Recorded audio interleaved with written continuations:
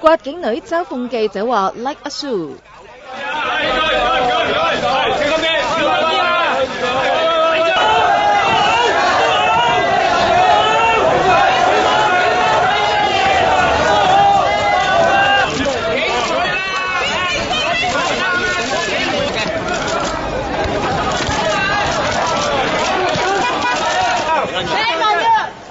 法官包致金侄女 Amina 3度襲警判感化，尋日覆核維持原判。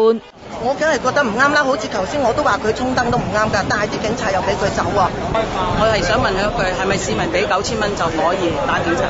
不過今日呢一單係更加彰顯到呢個不公義嘅，就冇失望嘅。由頭到尾我哋都冇任何期望。我哋知道咧，由相同嘅裁判司去自己覆核自己嘅決定咧，係非常之困難嘅。今日嘅我打倒昨日嘅我係非常之困難嘅。原審裁判官就問律政司代表點解唔直接喺上訴法庭處理。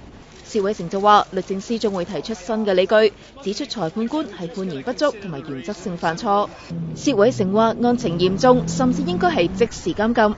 Amina 毫無悔意，不負責任，佢嘅家境同埋情緒病都唔係求情理由。而且被告三犯同一個罪，顯示之前嘅社會服務令阻嚇性不足。但係辯方就話 Amina 係受鬱躁症影響先至犯案。裁判官就認同 Amina 本性唔壞，係因為有病先至襲警。如果換咗被告係窮人，社會又會唔會投訴判刑係過輕啦？如果只係為咗安撫公眾先判 Amina 入獄，唔單止係令到佢病情惡化，更加會摧毀佢嘅餘生。尋日 Amina 包到冚咁去到法庭，仲嘲諷一班蜂擁採訪嘅傳媒話 It's like a shoe。而護送佢入庭嘅男人仲和應佢話 30 animals。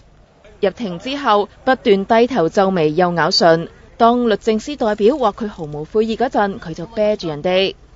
一知道維持原判，佢就即刻高舉右拳頭以示勝利。網民就大鬧法律已死，天理何在？仲話如果有警察捉你哋嗰陣，就可以大叫 I don't care, I need to leave。網民仲發起聽日着黑色衫遊行上禮賓府。律政司尋晚表示決定上訴。